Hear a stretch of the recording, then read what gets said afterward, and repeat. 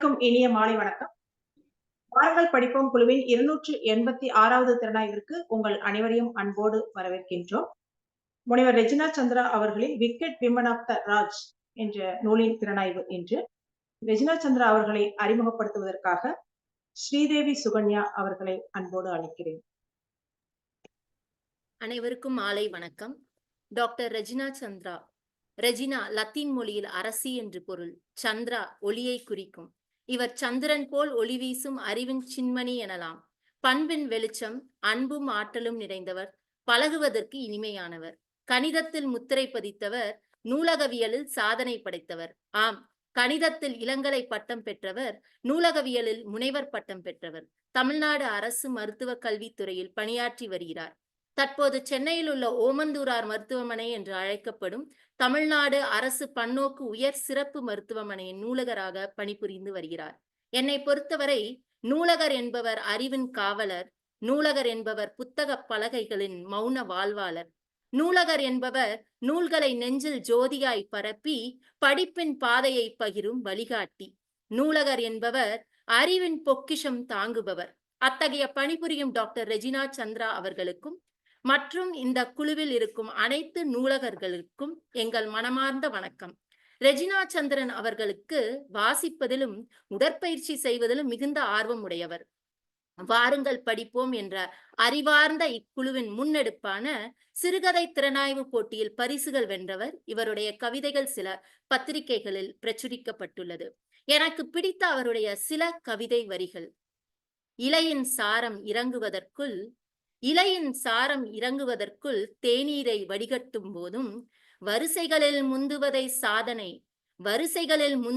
சாதனை என்று கருதும் போதும் அழைப்பு மணிக்கு பதில் வரும் முன் அவசரமாய் திரும்பி செல்லும் போதும் அவகாசம் அளிக்காமல் அறுவடையை குறை சொல்லும் போதும் நிதானிக்காமல் பிறர் மனதை நோகடிக்கும் போதும் நாம் சேமிப்பது நேரத்தை எனில் விரயமாக்குவது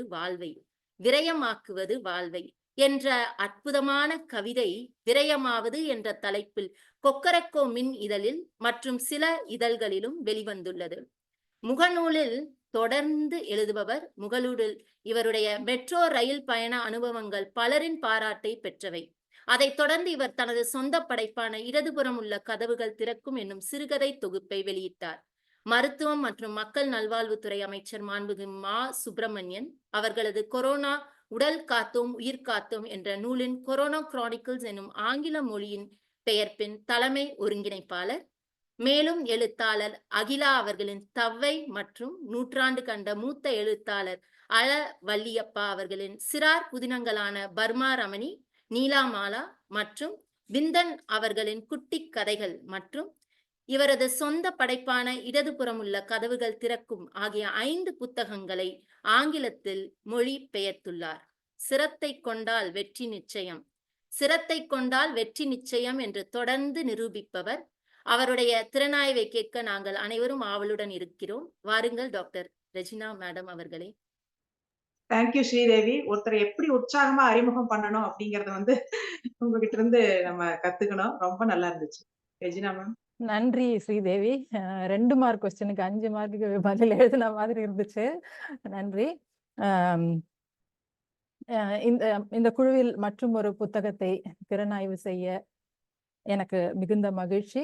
அதற்கு வாய்ப்பளித்திருக்கும் பேராசிரியை உமா மகேஸ்வரி அவர்களுக்கும் முனைவர் ஒளிவண்ணன் அவர்களுக்கும் இணைய வழியாக இணைந்திருக்கும் அவர்களுக்கும் நன்றி. Wicked women of the Raj இந்த புத்தகத்தை எழுதியவர் கொரேலி யங்கர் அப்படிங்கிற ஒரு ஆஸ்திரேலிய பெண்மணி. இவருக்கு இந்தியா மற்றும் இந்திய கலாச்சாரம் மிகவும் பிடித்தது.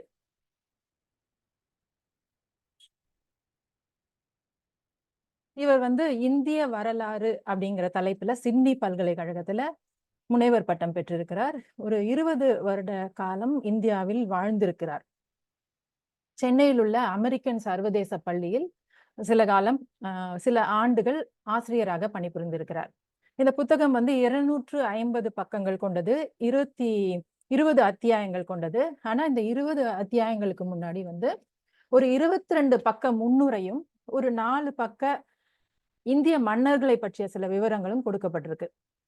இதுல வந்து இந்த முன்னுரை மற்றும் இந்த மன்னர்களை பற்றிய அந்த செய்திகள் தான் இந்த புத்தகத்தை முழுமையா புரிஞ்சுக்கிறதுக்கு உதவுது.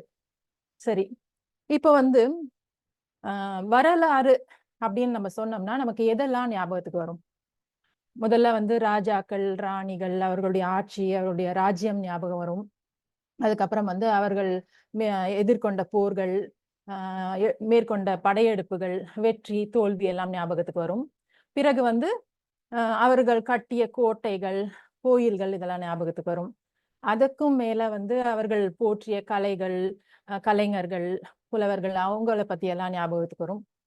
இதற்கு பிறகு வந்து மக்களுக்கும் அந்த மன்னருக்கும் இடையேயான உறவு. இப்படி நம்ம வரிசைப்படுத்திக்கிட்டே வரும்போது இந்த ராஜாக்களுக்கு வந்து ஒரு தனிப்பட்ட வாழ்க்கை இருந்திருக்கும் இல்லையா? அதாவது அவங்களுடைய மனைவி, குடும்பம், கேளிக்கை அப்படி ஒரு வாழ்க்கை இருந்திருக்கும் இல்லையா? அது வந்து வரலாறு என்ற அடிப்படையின் அந்த சொல்லுக்கு கீழே வருமா? வரும் அப்படின்னு நீங்க நினைச்சீங்கன்னா அதை மனசுல நினைச்சுக்கோங்க. வராதுனாலும் நினைச்சுக்கோங்க. இது வந்து நம்ம கேள்வி நேரத்துல வந்து இதை பற்றி பேசலாம். சரி, இப்ப வந்து மாவீரன் அலெக்சாண்டர் இந்தியா மீது படையெடுத்து வந்தார். கிரேக்க தூதர் மெகஸ்தனிஸ் இந்தியாவிற்கு வந்தார். அப்புறம் போர்ச்சுகீசிய மாலுமி வாஸ்கோட காமா இந்தியாவிற்கு கடல் வழி மார்க்கத்தை கண்டுபிடித்தார் அப்படின்லாம் நம்ம வரலாற்றுல படிச்சிருக்கோம். ஆனா இவர்கள் எல்லாருமே ஆண்கள். அப்போ வெளிநாட்டு பெண்கள் எப்போது எப்படி இந்தியாவிற்குள் வர ஆரம்பிச்சாங்க? அதாவது நமக்கு வந்து கடற்கொள்ளையர்கள் பற்றி நம்ம கேள்விப்பட்டிருப்போம். இந்த கடல் கொள்ளையர்கள் வந்து அந்த ஒரு கப்பலை பிடித்த பிறகு அதுல இருக்க செல்வங்களை எல்லாம் சூறையாடுவாங்க இல்லையா? அப்போ வந்து அதுல இருக்கிற பெண்களையும் வந்து கொண்டு வந்து அப்போ நம்ம இந்தியாவுல முகலாய ஆட்சி தான் நடந்துட்டு இருந்திருக்கு. அந்த முகலாய மன்னர்களிடம் கொண்டு வந்து விட்டு இருக்கிறாங்க. இப்படி வாங்கப்பட்ட பெண்களை வந்து அந்த முகலாய மன்னர்கள் அவர்களுடைய ஜெனானாஸ் அல்லது ஹாரம்ஸ், அதாவது அந்தப்புரங்களில் வைத்திருக்கிறார்கள். இவர்கள் அந்தப்புரத்திற்கு வந்த இவர்கள் அங்கேயே இருந்து வாழ்ந்து மடிந்து போயிருக்க வேண்டும். இது ஒரு விதம். மற்றபடி இந்த போர்ச்சுகீசிய மாலுமி வாஸ்கோட காமா வந்து 1498 கடல் வழி மார்க்கத்தை கண்டுபிடிக்கிறார் இந்தியாவுக்கு. அதற்கு பிறகு கோவா வந்து போர்ச்சுகீசியர்களின் ஆளுகைக்கு கீழே வருது. அப்படி அந்த ஆட்சி புரிய வந்த அந்த அதிகாரிகள் எல்லாம் இருப்பாங்க இல்லையா, போர்ச்சுகீசிய அதிகாரிகள், அவர்கள் கொஞ்சம் வருடங்கள் இருக்கிறாங்க. ஆனா எவ்வளவு நாள் அவங்க தனியா இருப்பாங்க? அவங்களுக்கு வந்து திருமணம் செய்யணும், குடும்பம் நடத்தணும், அந்த கட்டாயங்கள் இருக்கும் இல்லையா? அப்படி இருக்கும்போது ஒரு அல்போன்சோ ஆல்பர்கக் அப்படிங்கிற ஒரு போர்ச்சுகீசியர் என்ன பண்றாருன்னா, அவங்க நாட்டுல போர்ச்சுகீசிய நாடுல இருந்து போர்ச்சுகீசிய பெண்களை கப்பல் வழியா கூட்டிட்டு வராரு. கூட்டிட்டு வந்த பிறகு இந்த பெண்கள் இந்த அதிகாரிகளை மணந்து குடும்பம் நடத்த ஆரம்பிக்கிறாங்க. ஆனா இவர்கள் வருவதற்கு முன்னதாக இந்த போர்ச்சுகீசிய அதிகாரிகள் வந்து அந்த கோவா மாநிலத்தில் இருந்த ஏழை பெண்களிடம் தங்களுக்கான ஆறுதலை தேடிக்கொண்டார்கள் அப்படியும் சொல்றாங்க. இதற்கு பிறகு 1600ல கிழக்கிந்திய கம்பெனி வருது. கிழக்கிந்திய கம்பெனி வந்த பிறகு அவர்கள் வந்து பெருமளவுல வியாபாரிகளும் அதிகாரிகளும் இருக்கிறாங்க. உடனே அவங்க என்ன பண்றாங்கன்னா, அவங்களும் இந்த போர்ச்சுகீசிய மாடலை பின்பற்றி இங்கிலாந்திலிருந்து நிறைய பெண்களை வரவழைக்கிறாங்க. இந்த பெண்கள் வந்து ஒரு குறிப்பிட்ட இடைவெளியில கப்பல்கள் அவர்களை நிறைய பெண்களை கொண்டு வந்துகிட்டே இருக்கு. இந்த கப்பல்களுக்கு பேரே ஃபிஷிங் ஃபிளீட்ஸ் அப்படின்னு வச்சிருக்காங்க. அது என்னன்னா, இந்த பெண்கள் வராங்க இல்லையா, அதுல அவங்களுக்கு முக்கிய குறிக்கோளே என்னன்னா, இங்க வந்து ஏதாவது ஒரு அதிகாரி கிட்ட பழகி அவர்களை திருமணம் செய்து கொள்றதுதான். ஆனா ஒரு சில பெண்கள் எந்த அதிகாரியும் தேர்ந்தெடுக்காமல் அல்லது யாராலையும் தேர்ந்தெடுக்கப்படாமலும் திரும்பி போயிருக்காங்க. அவர்களை எல்லாம் ரிட்டர்ன்ட் எம்ப்டீஸ் அப்படின்னு கேலி செய்திருக்காங்க. ஆனா எப்படிப்பட்ட பெண்கள் வந்து திருமணத்திற்காக தேர்ந்தெடுக்கப்பட்டார்கள் அப்படின்னு நம்ம பார்க்கும்போது, இந்த அதிகாரிகள் எப்படிப்பட்ட பெண்களை விரும்பியிருக்காங்கன்னா, தனக்கு வரப்போற மனைவிக்கு வந்து அவ்வளவா கல்வி அறிவு இருக்கக்கூடாது. மேலும் இந்த பாலுறவு, உடல் உறவுகள் பற்றிய விவரங்கள் அவ்வளவா தெரிஞ்சிருக்க கூடாது. ஆனா வீட்டு வேலை மட்டும் நல்லா செய்ய தெரியணும். அதுலயும் அந்த வீட்டை அலங்கரிப்பது, பூக்களை அடுக்கி வைப்பது, அப்புறம் நல்ல ஒரு பராமரிக்கிறது அதெல்லாம் நல்லா தெரிஞ்சிருந்தா ஒரு கூடுதல் பாயிண்ட் மாதிரி அவங்களுக்கு. மேலும் ஆனா வந்து அவங்க உடல் திடகாத்திரமா இருக்கணும் இல்லையா? அதனால அவங்களுக்கு ஸ்போர்ட்ஸ் ஏதாவது குதிரை ஏற்றம், டென்னிஸ் அந்த மாதிரி விளையாட்டுகள் தெரிஞ்சிருந்தாலும் அவங்களையும் அவங்க ஏத்துக்கிட்டாங்க. இதுல என்னன்னா, இந்த அதிகாரிகள வந்து அடிக்கடி பணியிட மாற்றம் செய்திருக்காங்க.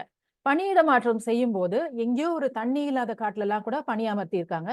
அந்த இடங்களுக்கு போகும்போது, இந்த பெண்கள் வந்து இருக்கிறதை வைத்து குடும்பம் நடத்தக்கூடிய சாமர்த்தியம் இருக்கிற பெண்களாக எடுத்துக்கிட்டாங்க இந்த அதிகாரிகள். இந்த பெண்கள்லாம் வந்து தங்களுடைய வாழ்க்கை பற்றிய நாட்குறிப்புகள், பயணக் குறிப்புகள், பயணக் கட்டுரைகள் எல்லாம் எழுதியிருக்காங்க. அதுல அவங்க என்ன எழுதியிருக்காங்கன்னா, "நாங்க வந்து இந்தியாவுல இந்த அதிகாரிகளுக்கு ஒரு உதவியாளர்களைப் போல தான் இருந்தோம். வீட்டு வேலை செய்பவர்கள் போல தான் இருந்தோம். எங்களுக்குன்னு ஒரு தனி அடையாளமே இல்ல." அப்படின்னு சொல்லியிருக்காங்க. ஆனா, அதுலயும் ஒரு சிலர் வந்து ஏதோ ஒரு பள்ளியில் ஆசிரியராகவோ, ஒரு பள்ளியின் தலைமை ஆசிரியராகவோ பணிபுரிஞ்சிருக்காங்க. ஒரு பெண்மணி நார்மா சாஸ்திரி அப்படிங்கிறவங்க வந்து சிக்காகோலேருந்து இங்க குவாலியர் மன்னர்கிட்ட வேலை செய்ய போவதாக சொல்லி வந்திருக்காங்க. அவங்க வந்து கொஞ்ச நாள்ல வந்து கொஞ்சம் வருஷத்திலேயே வந்து ஒரு இந்து பிராமணர கல்யாணம் பண்ணிக்கிட்டு சென்னையில செட்டில் ஆயிட்டாங்க. இந்த மாரி நெறைய பேர் வந்திருக்காங்க. இதுக்கு அப்புறம் வந்து உலகப் போர்கள் ஆரம்பிக்குது. முதல் உலகப் போர், 2ஆம் உலகப் போர். அந்த சமயத்துல நெறைய செவிலியர்கள் இங்கிலாந்துலேருந்து கொண்டு வரப்போறாங்க. அவங்க வேலை செய்றாங்க, திரும்பி போறாங்க. கொஞ்சம் பேர் வராங்க, திரும்பி போறாங்க. அப்படியே இருந்துட்டு இருக்கும்போது, 2ஆம் உலகப் போரும் முடியுது. முடிஞ்ச பிறகு இந்த பெண்கள் எல்லாருமே இங்கிலாந்து பெண்கள் எல்லாருமே தாங்கள் நிரந்தரமாக அவங்க ஊருக்கு போணும் அப்படின்னு சொல்றாங்க. அப்ப அவங்க பணியிடத்தை நிரப்புவதற்காக ஆஸ்திரேலியாவிலிருந்து 500 செவிலியர்கள் வரவழைக்கப்படுகிறார்கள். இது ஒரு காலகட்டம். இது முடிந்த பிறகு தான் வந்து மிஷனரிகள் வராங்க. மிஷனரிகள் ஆண்களும், பெண்களுமா வராங்க. இவங்க வந்து ஏற்கனவே அவங்க ஊர்ல சேவைகள் செய்துட்டு இருந்த நடுத்தர வர்க்கத்து பிள்ளைகள் தான் அவங்க. அவங்க இங்க வராங்க. வந்து அவங்க ஏற்கனவே இந்தியாவ பத்தி கொஞ்சம் தெரிஞ்சு வச்சுட்டு தான் வராங்க. அந்த பயணக் கட்டுரைகள், நாட்குறிப்புகள் எல்லாம் பார்த்து படிச்சு வச்சுட்டு தான் வராங்க. ஆனாலும் இங்க வந்த பிறகு அவங்களுக்கு ஒரு பேரதிர்ச்சியா இருக்கு. அத எல்லாம் நேர்ல பார்க்கும்போது ரொம்ப பேரதிர்ச்சியா இருக்கு. என்னன்னா, இந்த பெண் மிஷனரிகள் இருக்காங்கல்ல, அவங்களுக்கு வந்து முகலாய மன்னர்களுடைய அந்தப்புரங்களுக்கு செல்ல வாய்ப்பு கிடைக்குது. அங்க போய் பார்த்தா, அந்த பெண்கள் வந்து மிகவும் மோசமான நிலையில இருக்காங்க. அவங்களுக்கு வந்து ம வெளி உலகமே தெரியல. வீக்கா இருக்காங்க. அதுவும் இல்லாம, அம் என்னன்னா ஒரு 20, 30 வயதுல இருக்கிற ஒரு பெண்கள் கூட, ஒரு 8 வயது அல்லது 12 வயது சிறுமிக்குரிய அறிவோட தான் இருந்தாங்க. ஆனா, அந்த மன்னர்களை திருப்திப்படுத்துகிற அந்த விஷயங்களில் மட்டும் அவங்க கை தேர்ந்திருந்தாங்க அப்படின்னு சொல்றாங்க. மேலும் இவர்கள் வந்து குழந்தை திருமணங்கள், குழந்தை விதவைகள், கைவிடப்பட்ட குழந்தைகள், பெண் சிசு கொலைகள், அப்புறம் ஒரே பெண்ணை ஒரு ஒரு ஆண் நெறைய பெண்களை கல்யாணம் செய்து கொள்வது, பாலியல் தொழிலில் ஈடுபடுத்தப்பட்ட சிறுமிகள் இதெல்லாம் பார்த்து அதிர்ந்து போறாங்க. உடனே அவங்களுக்கு என்னன்னா, அந்த மதத்தை பரப்புவதற்காக வந்த அந்த விஷயம் வந்து 2ஆம் பட்சம் ஆயிடுது. இந்த பெண் மிஷனரிகள் என்ன செய்றாங்கன்னா, இந்த பெண்களை முன்னேற்ற வேண்டும், படிக்க வைக்க வேண்டும் அப்படிங்கிறத வந்து முனைப்பு காட்டுறாங்க. ஆனா, ஆண் மிஷனரிகள் வந்து மதத்தை போதிப்பதுல கொஞ்சம் இன்னும் முனைப்பு காமிக்கிறாங்க. இந்த பெண்கள் என்னன்னா, இதுல ஒரு அழகான விஷயம் என்னன்னா, இந்த பெண்கள் ஏதோ ஒரு விஷயமா தான் ஏதோ பண்ணலாம் இந்தியால அப்படின்னு சொல்லி தான் வந்திருக்காங்க. ஆனா, இங்க இருந்த பெண்களை முன்னேற்றிய நேரத்துல அவங்க, அவங்க வாழ்க்கைக்கான தேடுதலையும், அந்த அவங்க வாழ்க்கைக்கான அர்த்தத்தையும் அவங்க இங்க தான் வந்து கண்டுபிடிச்சுக்கிட்டாங்க அப்படின்னு சொல்றாங்க. இதுல இந்த மிஷனரிகள்ல வந்து இன்னமும் நம்ம மிஷனரிகள் இல்ல, இந்த ஆங்கிலேய பெண்கள்ல வந்து இன்னமும் நாம ஞாபகம் வச்சுக்கிறவங்க வந்து, குறிப்பாக வேலூரில் இருக்கிற கிறிஸ்துவ மருத்துவக் கல்லூரியை தோற்றுவித்த ஐடா ஸ்கடர் ஒருத்தங்க. அப்புறம் வந்து ஆனி பெசன்ட் அம்மையார். அதுக்கப்புறம் வந்து ம் அ மார்கரெட் நோபல் அப்படிங்கிற பெண்மணி. அவங்க யாருன்னா, சுவாமி விவேகானந்தரோட டிசைபிளா ஆயி ஹிந்துயிசத்துக்கு மாறி, அ பிற்காலத்துல சிஸ்டர் நிவேதிதா அப்படின்னு பெயர் மாத்திக்கிட்டாங்க. அப்புறம் வந்து மீராபென் அப்படிங்கிற மேட்லின் ஸ்லேட் அப்படிங்கிறவங்க நம்ம காந்திஜி கூட ஒரு பெண்மணி இருப்பாங்க இல்லையா? வெளிநாட்டு பெண்மணி அவங்க. இந்த மாரி ஒரு சிலர் இன்னமும் நமக்கு ஞாபகத்துக்கு இருக்கு. இப்போ இந்த காலகட்டம் முடிஞ்சு, பல்வேறு வேலைகளை செய்வதற்காக வெளிநாடுகளிலிருந்து பெண்களும், ஆண்களும் வராங்க. இப்ப அவங்க இங்க வந்து வேலை செய்றாங்கன்னா, ஏற்கனவே இங்க இருக்கிற வேலைய வந்து அதுக்கெல்லாம் ஆள் இருக்காங்க. இப்ப அவங்களுக்கு என்ன வேலை கிடைக்கும்? அப்படின்னு பார்க்கும்போது அவங்க என்ன பண்றாங்கன்னா, புதுசா ஏதாவது செய்யணும் அப்படின்னு சர்க்கஸ் பெர்ஃபார்மர்ஸ் ஆகுறாங்க இங்க வந்து. இல்லாட்டி அங்கேருந்து சிகரெட்டுகளை கொண்டு வந்து இங்க விக்கிறாங்க. அல்லது வந்து ஹோட்டல்கள்ல சேம்பர் மெய்டு, பார் மெய்டு அந்த மாதிரி வேலைகள செய்றாங்க. அது வந்து ஆரம்ப காலகட்டத்துல அவங்களுக்கு நல்ல வருவாய் கிடைக்குது. ஆனா போக போக அதெல்லாம் வந்து வருவாய் வந்து அவங்களுக்கு பத்தாம போகுது. ரொம்ப வறுமைக்கு போக ஆரம்பிக்கிறாங்க. ரொம்ப ரொம்ப வறுமைக்கு போன பிறகு சர்வீஸ் மென் ஃபார் அ ஃபீ அப்படின்னு ஒரு கான்செப்ட். அதாவது ஆண்களுக்கு சேவை செய்து பணம் பெறுதல். அது வேற ஒண்ணும் இல்ல. இவங்கெல்லாம் வந்து விலை மாதர்களா மாறுறாங்க. இப்படி வெளிநாட்டிலிருந்து வந்து விலை மாதர்களா மாறிய பெண்கள் வந்து பெரும்பாலும் கல்கத்தாவிலும் மும்பையிலும் காணப்பட்டார்கள் அப்படின்னு சொல்லப்படுது. இப்போ இதுதான் அந்த 22 பக்க முன்னுரையின் சாராம்சம். அடுத்தது மன்னர்களை பற்றிய குறிப்புகள். இந்த மன்னர்கள் வந்து எப்படின்னா ஒரு ஆங்கில ஆட்சி அதிகாரத்தை ஒரு கிரீடம் அப்படின்னு நம்ம வச்சுக்கிட்டோம்னா அதுல இருக்கிற விலை உயர்ந்த கற்கள் தான் இந்த மன்னர்கள் அப்படின்னு சொல்லலாம். இந்த மன்னர்கள்லாம் யாருன்னா முகலாய ஆட்சி 1526ல இருந்து 1761 வரைக்கும் இந்தியால இருந்திருக்கு. அதையும் தாண்டி தங்களுடைய சமஸ்தானங்களை தக்க வைத்துக் கொண்ட மன்னர்கள் தான் அப்ப இருந்திருக்காங்க. இவங்க எல்லாருமே டெல்லி மகாராஜாக்கு கீழே இருந்திருக்காங்க. ஆனா 1857ல வந்து சிப்பாய் கழகம் நடக்குது. 1858ல வந்து இது ஆங்கிலேய அரசு அதிகாரப்பூர்வமா இந்தியால அறிவிக்கப்படுது. அப்போ வந்து விக்டோரியா மகாராணி தான் ஆங்கில மகாராணி. அவங்க என்ன சொல்றாங்கன்னா, ஆட்சிக்கு வந்த உடனே இந்த மன்னர்களை பார்த்து என்ன சொல்றாங்கன்னா, நீங்கலாம் வந்து இனிமே உங்கள மன்னர்கள் அப்படின்னு சொல்லிக்க கூடாது அப்படிங்கிறாங்க. ஏன்னா, அந்த கிங் அப்படின்ற சொல் வந்து பிரிட்டிஷ் மொனார்க்கை தான் குறிக்கும். அதனால நீங்க அத பயன்படுத்தக்கூடாது அப்படிங்கிறாங்க. மேலும் இந்த மன்னர்களை தங்களுடைய கட்டுக்குள் வைத்துக் கொள்வதற்காக அவங்களுக்கு வந்து மெடல்ஸ் குடுக்கறது, டெக்கரேஷன்ஸ் குடுக்கறது, கன் சல்யூட் அந்த சமஸ்தானங்களுக்கு குடுக்கறது, அந்த மாரி சட்டங்கள் எல்லாம் போடுறாங்க. அதாவது என்னன்னா, நீங்க ரொம்ப இணக்கமா இருந்தீங்கன்னா, ஆங்கில அரசு கூட உங்களுக்கு நெறைய கன் சல்யூட் கிடைக்கும். நெறைய மெடல்ஸ் எல்லாம் கிடைக்கும். ஆனா இணக்கம் குறைஞ்சதுன்னா, ரொம்ப பிரச்சனை ஆயிடுச்சுன்னா வந்து, அந்த சமஸ்தானம் வந்து ஆங்கில அரசு கூட இணைக்கப்பட்டு விடும். இந்த மாதிரி சட்டங்களை எல்லாம் போட்டு, இந்த மன்னர்களை வந்து ஒரு பொம்மலாட்ட பாவைகள் போல நடத்தியிருக்காங்க. அந்த சமயத்துல 3 ஐ மீன் 5ல் 3 பங்கு நிலப்பரப்பு அம் ஆங்கிலேயர்கிட்ட இருந்திருக்கு. அம் மீதி வந்து இந்த மன்னர்கள் கிட்ட இருந்திருக்கு. அப்போ ஆனா ஒரு நல்ல விஷயம் என்னன்னா, இந்த அ ஆங்கிலேய அரச அதிகாரிகள்லாம் என்ன சொல்லியிருக்காங்கன்னா, அவங்களுக்கு இந்த அம் அ சமஸ்தானங்கள்ல இருக்கிற வழிபாட்டு முறைகள், கலாச்சார முறைகள்லாம் வந்து அவங்களுக்கு பிடிக்கவும் இல்ல, புரியவும் இல்ல. அதனால அவங்க என்ன சொல்லியிருக்காங்கன்னா, "நீங்க வந்து உங்க இஷ்டத்துக்கு உங்க சமஸ்தானத்துக்குள்ள இருந்துக்கலாம். நாங்க தலையிட மாட்டோம். ஆனா, அ எங்க சட்டதிட்டங்களை நீங்க மதிக்கணும்." அப்படின்னு சொல்லிட்டு இன்னொரு ஒரு பெரிய சட்டத்த சொல்றாங்க. அது என்னன்னா, inter racial marriages not allowed. அதாவது ஒரு ஆங்கிலேயரும், இந்தியரும் கல்யாணம் பண்ணிக்க கூடாது அப்படின்னு சொல்றாங்க. இந்த அரசர்கள்லாம் என்ன பண்றாங்கன்னா, இது வந்து இந்த சட்டங்கள்லாம் இருக்கு. இருந்தாலும் நம்ம தனிப்பட்ட விஷயத்துல இவங்க தலையிடல இல்லையா? அதனால நம்ம பாட்டுக்கும் இருப்போம் அப்படின்னு சொல்லிட்டு மகிழ்ச்சியா அவங்க வழிமுறைகளை பின்பற்றிக்கிட்டு வாழ்ந்துட்டு வராங்க. இந்த மன்னர்கள்லாம் எப்படி வாழ்ந்தாங்க அப்படின்னு சொல்லும்போது, அம் அம் அலாவுதீன் குகையிலயும், சாலமோன் மன்னனின் சுரங்கத்திலும் இருக்கும் செல்வங்களை சேர்த்தா எப்படி இருக்கும்? அவ்வளவு செல்வ செழிப்பா இவங்க இருந்தாங்க அப்படின்னு சொல்றாங்க. அ இந்தோர் மகாராஜா கிட்ட ஒரு பெட்டகம் இருந்துதாம். அந்த பெட்டகத்துல வந்து அவருடைய முழங்கை மூழ்குற அளவுக்கு வைரக்கற்கள் இருந்துச்சாம். பிறகு அவர்கிட்ட வந்து 44 கேரட், 46 கேரட் மதிப்புள்ள 2 காதணிகள் இருந்திருக்கு. 1 கேரட் வந்து இப்போது இந்திய ரூபாய் மதிப்புல வந்து 2,50,000. அதற்கு பிறகு நிசாம் ஆஃப் ஹைதராபாத் அவர்கிட்ட 227 கேரட் நிசாம் வைரம் இருந்திருக்கு. 174 கேரட் ஜேக்கப் வைரம்னு ஒண்ணு இருந்திருக்கு. அப்புறம் ஜஹாங்கீர் நசரானா அப்படின்னு சொல்லப்படுகிற 11 கிலோ எடையுள்ள தங்கச் சங்கிலி இருந்திருக்கு. அப்புறம் ஒரு 7 அடுக்கு முத்துச்சரம் இருந்திருக்கு. அது வந்து 1903லயே $7 மில்லியன் மதிப்பு பெற்றது. மேலும் பரோடா மன்னர்கிட்ட வந்து ஒரு பெர்ல் கார்பெட் இருந்திருக்கு. அது வந்து $31 மில்லியன் 1989ல அப்படி மதிப்பிடப்பட்டிருக்கு. அவர்கிட்டயும் முத்துச்சரங்கள் அது மாரி ஒவ்வொரு மன்னர்கிட்டயும் நெறைய செல்வங்கள் இருந்திருக்கு. இந்த மன்னர்கள் எல்லாருமே தங்களுடைய பயன்பாட்டுக்காக ரோல்ஸ் ராய்ஸ் கார்களை தான் பயன்படுத்தி இருக்கிறாங்க. அத வந்து அவங்களுக்கு விருப்பப்படி அத வடிவமைத்து, வடிவத்தை மாற்றி, நிறத்தை மாற்றி, தங்க முலாம் பூசுறது, வெள்ளி முலாம் பூசுறது இதெல்லாம் செய்திருக்காங்க. அதற்கு பிறகு வந்து இவங்க இந்த ராஜாக்கள் வந்து இந்த மாதிரி இவங்களுக்கே தான் எல்லா செலவும் பண்ணிக்கிட்டாங்களா அப்படின்னு சொன்னா அப்படி இல்ல. அவங்க நெறைய கலைக்கூடங்களை அமைத்து, அ ம நடனம், பாட்டு, கட்டடக்கலை, நெசவுக்கலை, அந்த மாதிரி நிறைய கலைகளை வளர்க்கறதுக்காகவும் பணம் பெருமளவுல செலவு பண்ணியிருக்காங்க. இப்போ இந்த சமஸ்தானங்கள் எல்லாமே நம்ம சுதந்திரம் பெற்ற பிறகு ஒருங்கிணைத்தாங்க அப்படின்றது நமக்கு தெரியும்.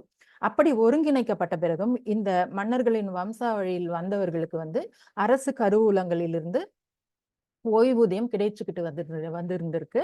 ஆனா இந்திரா காந்தி அம்மையார் பிரதமர் ஆன பிறகு இந்த அங்கீகாரத்தை எல்லாம் ரத்து பண்ணி 1970ல இந்த ஓய்வூதியம் எல்லாத்தையும் நிறுத்திடுறாங்க.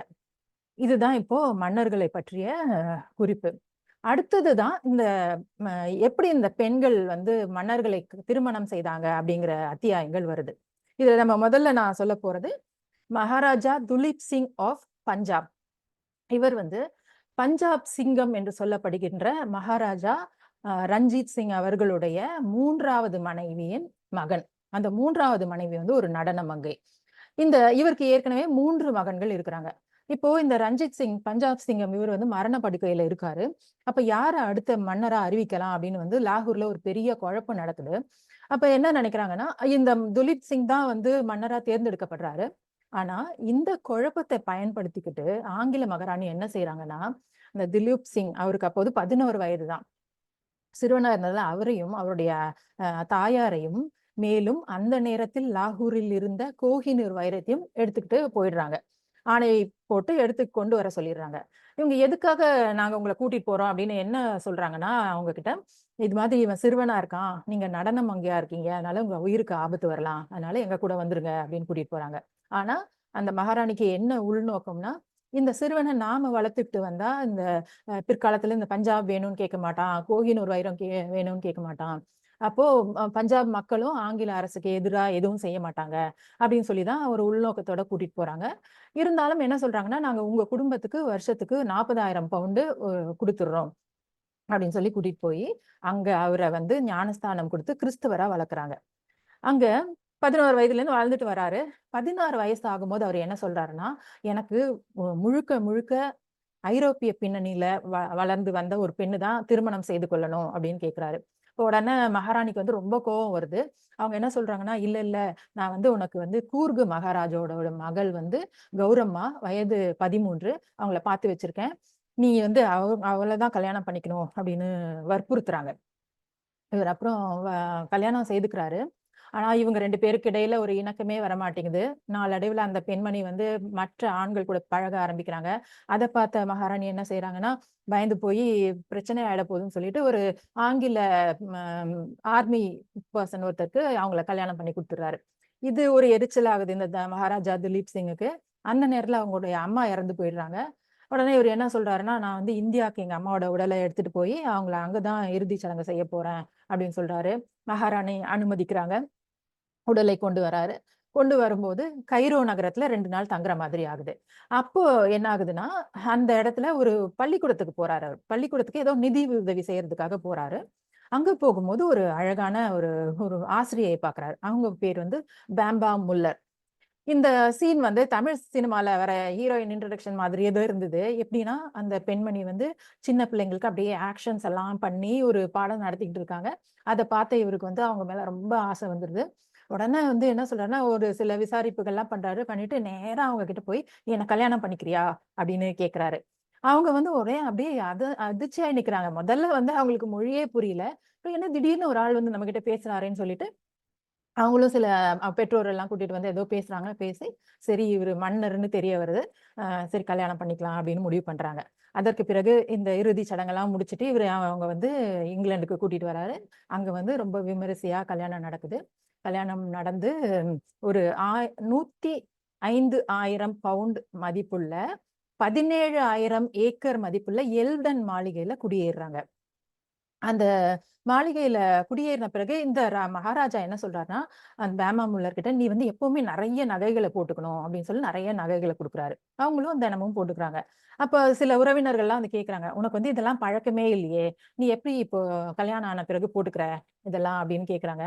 அப்ப அவங்க சொல்றாங்க, "மகாராஜா விஷ், ஐ விஷ்" அப்படிங்கிறாங்க. அதாவது என்னன்னா, அவருக்கு என்ன விருப்பமோ எனக்கும் அதுதான் விருப்பம் அப்படிங்கிற மாரி. இப்படி அவங்க ஒரு நல்ல மனைவியா வாழ்ந்துட்டு வராங்க. 12 வருஷம் வாழ்றாங்க அந்த மாளிகையில ரொம்ப நல்லா. அவங்களுக்கு வந்து 7 குழந்தைகள் பிறக்குது. ஆனா நான் அதுக்கப்புறம் இந்த மகாராஜா திலீப் சிங்குக்கு வந்து அவங்க மேல இருக்கிற ஈர்ப்பு குறையுது.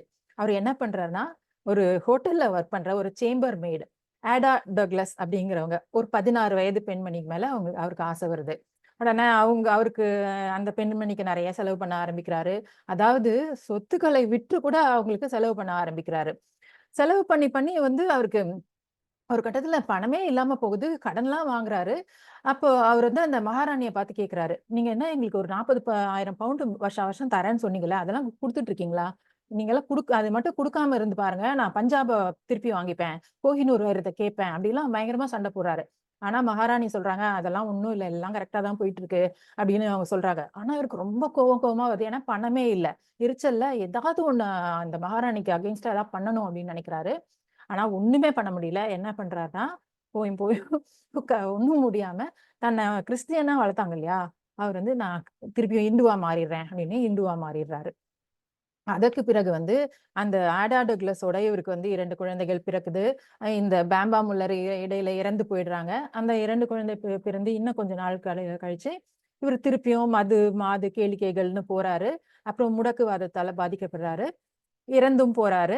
ஆனா இந்த ஆடா டக்ளஸ் என்னன்னா, அவர சரியா கவனிக்காம பணியாளர்கள் கிட்ட விட்டுட்டு அவங்க போயிடுறாங்க. அவங்களுக்கு வந்து அதுக்குள்ள அந்த பணக்கார வாழ்க்கை பழகிடுது. பழகிட்டு அவங்க மேலும் மேலும் செலவு பண்றாங்க. இன்னொரு கல்யாணம் பண்ணிக்கிறாங்க. மேலும் மேலும் கடன் போயிட்டே இருக்குது. ஒரு கட்டத்துல 17,000 பவுண்ட் கடன் ஆயிடுது. கடன் ஆயிட்ட பிறகு என்ன பண்றதுன்னு தெரியாம ஒரு நாளு தண்ணிக்குள்ள போய் மூழ்கி அவங்க இறந்து போயிடுறாங்க. இது வந்து ஒரு ராஜாவுடைய கதை. அடுத்தது வந்து மகாராஜா ஜக்ஜீத் சிங் ஆஃப் கபூர்தலா. இவர் என்னன்னா, இவர் வந்து அம் கிங் அல்ஃபோன்சோ 8 ஆஃப் ஸ்பெயின் அவருடைய திருமணத்துக்கு போறாரு ஸ்பெயினுக்கு. அங்க போய் திருமணம் எல்லாம் முடிஞ்ச உடனே கொஞ்சம் பேர் வந்து ஒரு நடன நிகழ்ச்சிய போய் பார்க்க போலாம் அப்படின்னு போறாங்க. அங்க வந்து நடன நிகழ்ச்சியே தொடங்கல. ஒரு பெண்மணி வந்து இந்த திரைச்சீலைய ஏற்றி இறக்குற வேலை செய்வாங்க இல்லையா? அது வந்து ஒரு அழகான ஒரு 16 வயது பெண்மணி பண்ணிட்டு இருக்காங்க. அந்த பெண்ண பார்த்தோனே இவருக்கு ரொம்ப ஆசையாயிடுது. இவள வந்து கல்யாணம் பண்ணிக்கணும் அப்படின்னு சொல்லிட்டு. அவ வந்து ஏற்கனவே ஏழையான பெண் தான் நல்லாவே தெரியுது. இந்த வேலைய செய்துட்டு இருக்கான்னு சொல்லிட்டு என்ன பண்றாரு, அவளுடைய அப்பா கிட்ட போய் 100 1000 பவுண்டுகள் குடுக்குறாரு. குடுத்து இந்த உங்க பொண்ண நான் கல்யாணம் பண்ணிக்கணும் அப்படின்னு கேட்கிறாரு. ஆனா அதுக்கு முன்னாடி என்ன பண்றாருன்னா, அவங்களுடைய குடும்பத்தையே ஒரு நல்ல வீட்ல பிரான்ஸ்ல குடி வைக்கிறாரு. குடி வச்சு இந்த பெண்ணுக்கு வந்து பிரெஞ்சு, ஆங்கிலம், நடனம், பாட்டு, விளையாட்டு டென்னிஸ், குதிரை ஏற்றம், பில்லியர்ட்ஸ் அந்த மாரி எல்லாம் கத்துக் குடுக்க டியூட்டர்ஸ் வைக்கிறாரு. அவங்க வந்து நெறைய கத்துக்கிறாங்க. 1 1/2, 2 வருடங்களுக்கு எல்லா பயிற்சியும் எடுத்த பிறகு, அதுக்கப்புறம் தான் இவர் கல்யாணம் பண்ணி இந்தியாவுக்கு கூட்டிட்டு வராரு. 6வது மனைவியா அவங்க வராங்க. பிரேம் பிரேம் கவுர் அப்படின்னு அவங்க பேர மாற்றி, அவங்க ஒரிஜினல் பேர் அனிதா டெலிகாடோ. அவங்கள பிரேம் கவுரா மாற்றி இங்க கூட்டிட்டு வராங்க. இந்த பெண்மணி வந்து தன்னுடைய திருமணத்துக்கு போது வெஸ்டர்ன் ட்ரெஸ் தான் போட்டுக்கணும் அப்படின்னு விரும்புறாங்க. ஆனா இந்த மகாராஜா வந்து இல்ல, இல்ல நீ இந்திய ட்ரெஸ் தான் போட்டுக்கணும் அப்படின்னு சொல்றாரு. அப்புறம் வந்து அவங்களுக்கு ஒரு 2, 3 மணி நேரம் நெறைய பேர் வந்து அலங்காரம் பண்ணி விடுறாங்க. இந்த அலங்காரம் பண்ண பிறகு அவங்க வந்து கண்ணாடியில அவங்க உருவத்த பார்த்து ரொம்ப மகிழ்ச்சி அடைந்தாங்க அப்படின்னு போட்டிருக்காங்க. ஆனா, இவங்க வந்து இந்த ஊர்ல இப்ப ஏற்கனவே 5 மனைவிகள் இருக்காங்க இல்லையா? இவங்க அந்த 5 மனைவிகளுக்கு அந்த அரச குடும்பத்துக்கே இவங்கள பிடிக்கவே இல்ல. ஏன்னா, இவங்க வெளிநாட்டு பெண் அப்படிங்கிறது மட்டும் இல்ல. ரொம்ப ஏழை குடும்பத்திலேருந்து வந்திருக்காங்க அப்படிங்கிறதும் இருந்துச்சு.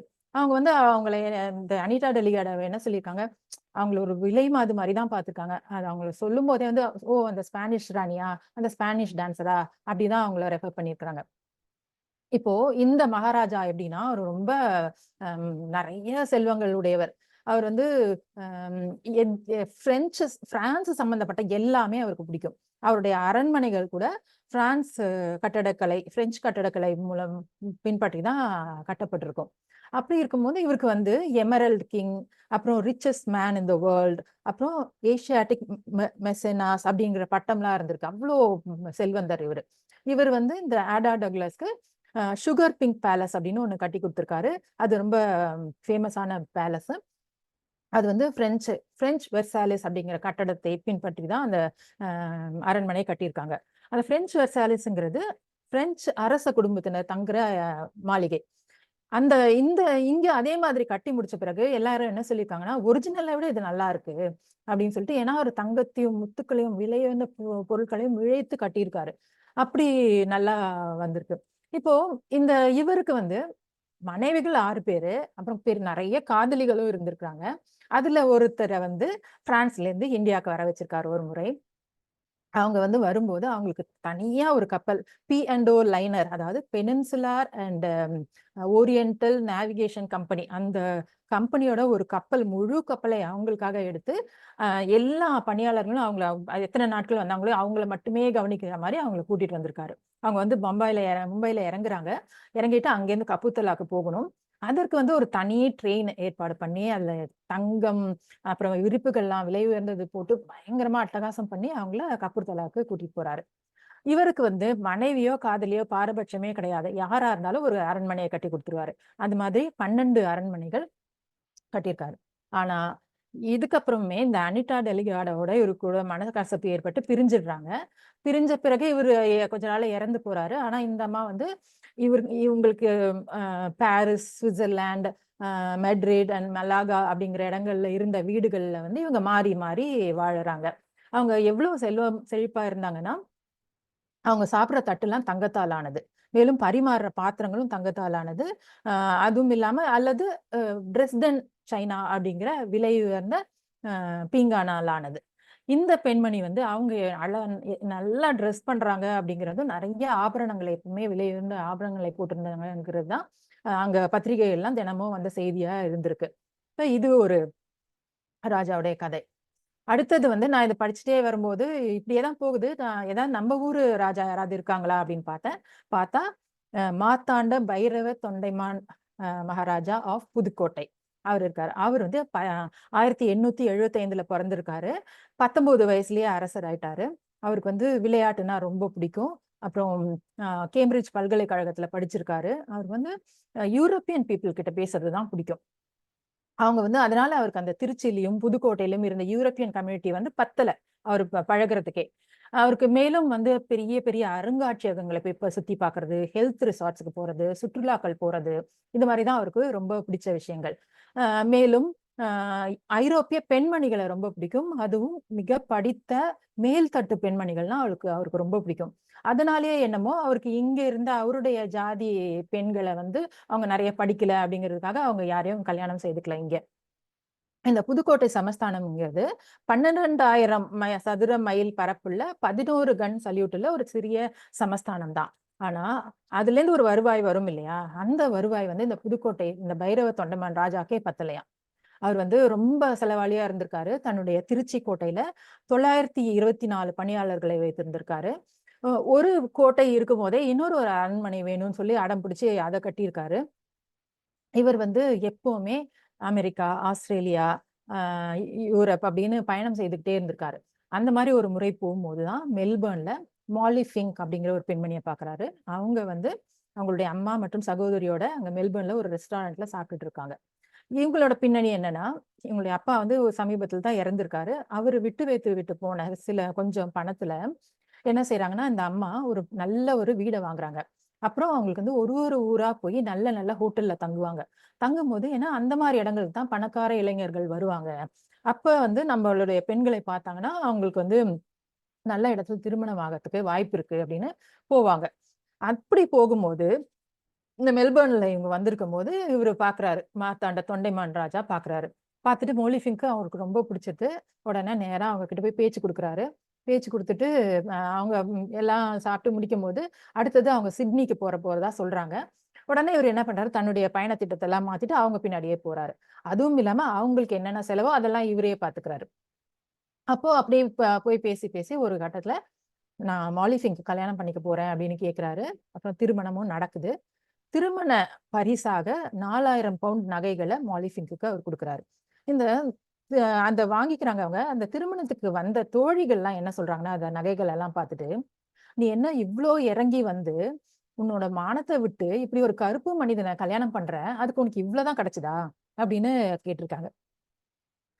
பிறகு வந்து இந்த மார்த்தாண்ட தொண்டைமான் ராஜா மற்றும் அந்த அவங்க மனைவி, அம்மா, அந்த தங்கை எல்லாரும் சேர்ந்து கலிபோர்னியாவுக்கு போறாங்க. அது எதுக்குன்னா, அப்போதான் பனாமா கெனால் கட்டி முடிக்கப்பட்டிருக்கு. அந்த திறப்பு விழாக்கு அவங்க போறாங்க.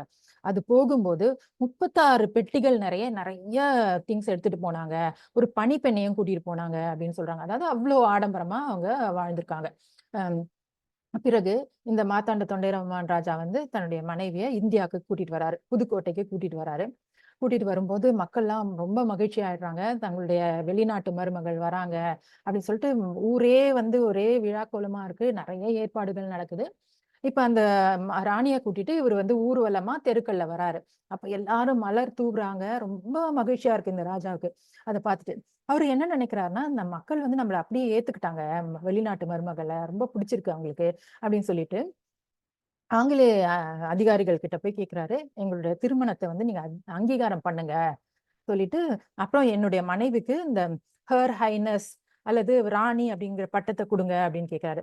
இந்த பட்டத்தால என்ன பிரயோஜனம்னா, அந்த பட்டம் இருந்தாதான் அவங்க வந்து இந்த ராஜாவோட அரசு விழாக்கள், விருந்துகளுக்கெல்லாம் அவங்க போக முடியும். இல்லைன்னா போக முடியாது. இவங்களுக்கு ஆனா அந்த அரசாங்கம் ஒத்துக்கல. ஆனா இவங்களுக்கு தடை போட்டாங்களே தவிர, அவங்க கூட இருக்கிறவங்க அம்மா, தங்கை எல்லாம் வந்து எல்லா விருந்துக்கும், நிகழ்ச்சிகளுக்கும் போலாம். அப்படியே ஒண்ணு இருந்திருக்கு. ஆனா இவங்களுக்கு அது இல்லாதது ரொம்ப அவமானமா இருந்திருக்கு. ஆனா ஒரு 5 மாதங்கள் இருக்கிறாரு, இந்த மனைவியோட புதுக்கோட்டையில. அப்ப வந்து இந்த மாலி ஃபிங்க் கருவுறுறாங்க. கருவுற்றபோது ஒரு நாள் அவங்களுக்கு ரொம்ப வாந்தியும், உமட்டலுமா வருது. அப்ப என்ன சொல்றாங்கன்னா, இவங்க வந்து நெறைய செர்ரி பழங்கள், ஷாம்பெயின் சாப்பிடுறாங்க, சாக்லேட் சாப்பிடுறாங்க. அதுதான் ஒரு வேளை இந்த குழந்தைக்கு ஒத்துக்கலையா போல இருக்கு அப்படின்னு சொல்லி பார்க்கும்போது, ஆனா ரொம்ப அதிகமாயிட்டே போகுது வாந்தியும், உமட்டலும். அப்புறம் வைத்தியர கூப்பிட்டு பார்க்குறாங்க. என்னன்னு பார்க்கும்போது பார்த்தா, அவங்க உணவுல வந்து ஏதோ ஒரு மூலிகை சாற கலந்து இந்த குழந்தை கலையறதுக்காக இத குடுத்துருக்காங்க அப்படின்னு தெரிய வருது. உடனே பதட்டமாயி இந்த தொண்டைமான் ராஜா அவங்கள ஊட்டிக்கு கூட்டிட்டு போயிறாரு. ஏன் ஊட்டிக்கு போறாரு? யூரோப்புக்கு போலன்னா, அந்த நேரத்துல வந்து கடல் வழி மார்க்கம் மூடப்பட்டிருந்திருக்கு ஒரு போர் காரணமாக. அதனால ஊட்டிக்கு போறாங்க. ஊட்டியில தான் முழு பேறுகாலமும் நல்லா பாத்துக்கிறாங்க. பாத்துட்டு அங்க அவங்களுக்கு ஒரு ஆண் குழந்தை பிறக்குது. அதுதான் வந்து மார்த்தாண்ட சிட்னி தொண்டமான் ராஜ்குமார். அந்த குழந்தை பேரு. அந்த குழந்தை வந்து புதுக்கோட்டைக்கு வரவே இல்லையாம். அந்த குழந்தைக்கு பேப்டிசம் குடுத்து கிறிஸ்தவரா தான் வளர்த்துருக்காங்க. ஆனா, அந்த 5 மாதங்கள் கழித்து அந்த குழந்தை பிறந்த பிறகும், இந்த தொண்டைமான் என்ன பண்ணியிருக்காருன்னா, ஆங்கில அரசாங்ககிட்ட போய் திருப்பியும் வந்து அவங்க இவங்களுக்கு பட்டம்லாம் குடுப்பீங்களா? எங்களுடைய திருமணத்த அங்கீகரிப்பீங்களா? அப்படின்னு கேட்டிருக்காங்க. ஆனா, அவங்க ஒத்துக்கவே இல்ல. அதனால ரொம்ப கோபம் அடைந்து என்ன பண்றாருன்னா, அவர் வந்து மோஸ்ட்லி இந்தியாவ விட்டு விலகியே இருந்திருக்காரு. சிட்னிக்கு திரும்பி போயிருக்காங்க. சிட்னில அவங்களுக்கு என்ன வேலைன்னா, போர் குதிரைகள உருவாக்குறது.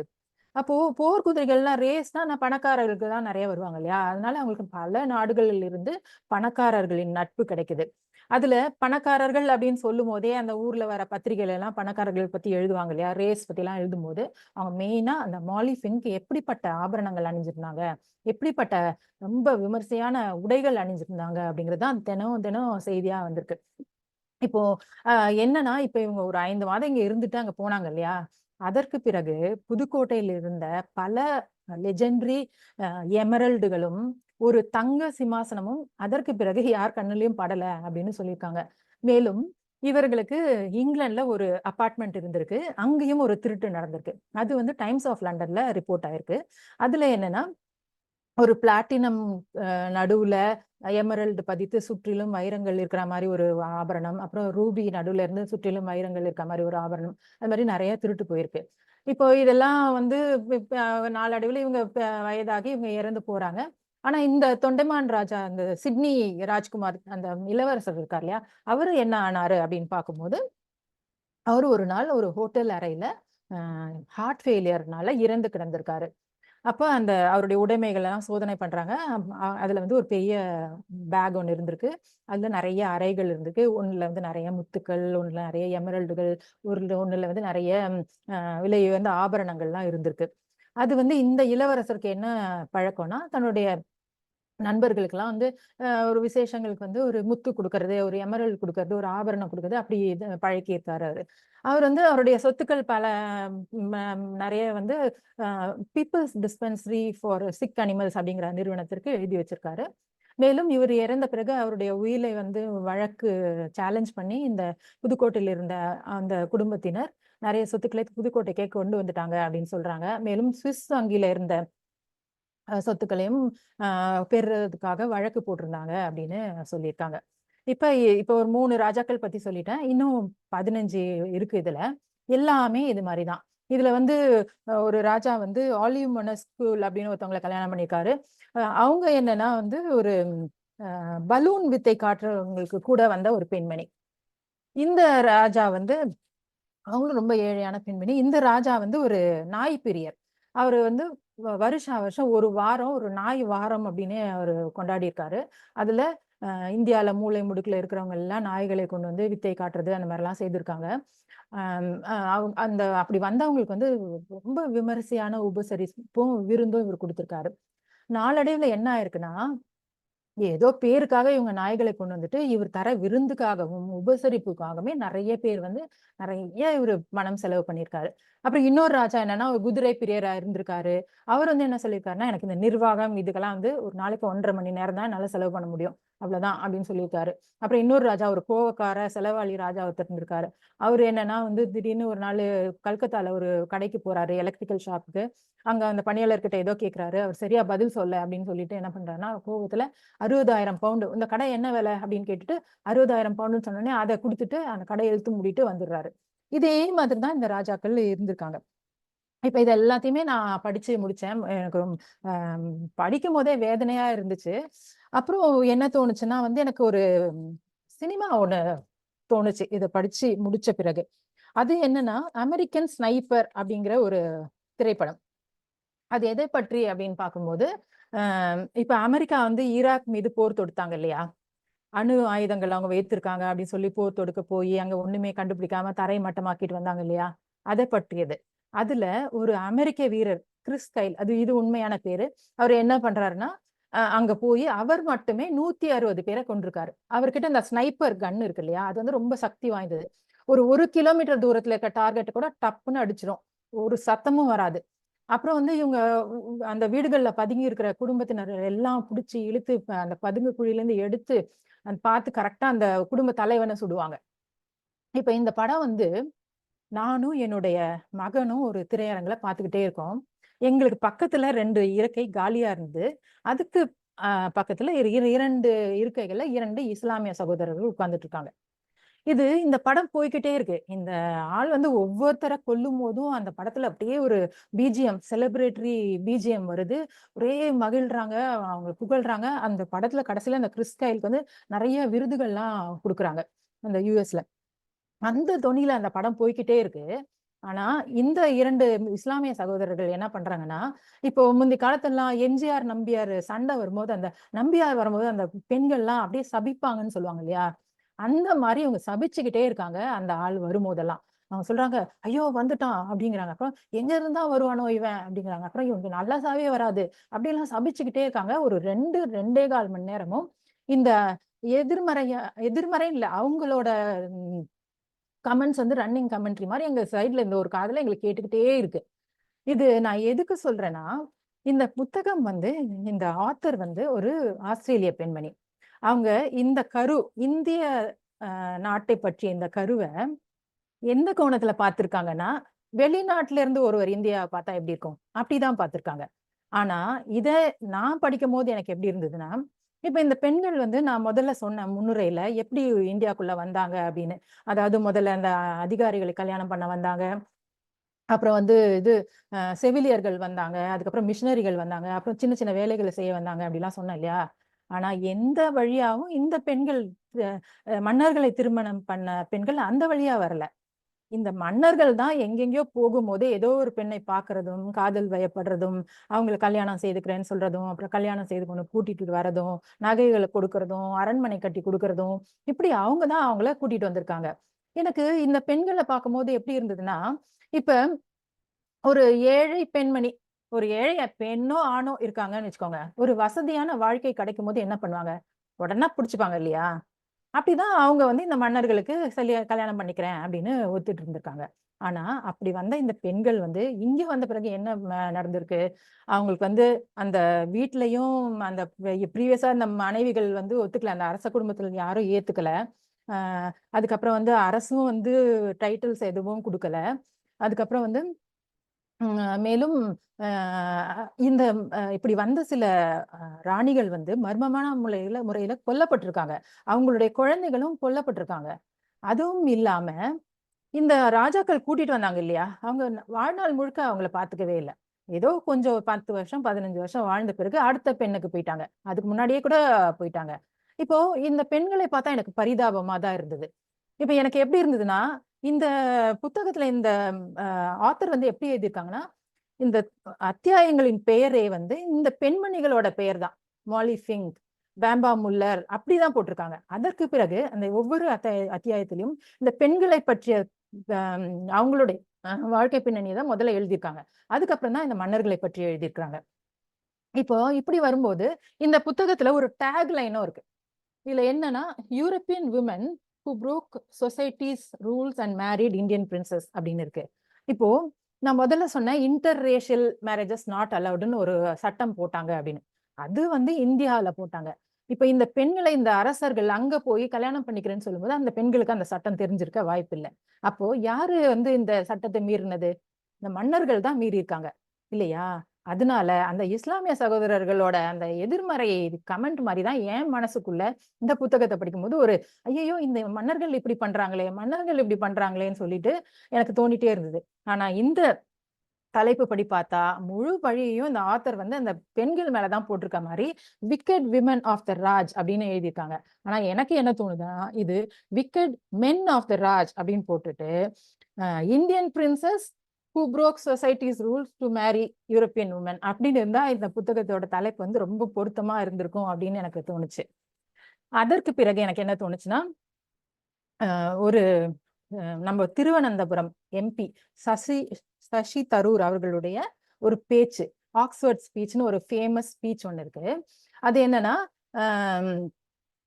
நம்ம அது யூடியூப்ல இருக்கு, 8 நிமிட பேச்சு. ஆனா வந்து அந்த பேச்சை நான் சொன்னேன்னா 25 நிமிஷம் ஆகும். நான் சில பாயிண்ட்ஸ் மட்டும் சொல்றேன்.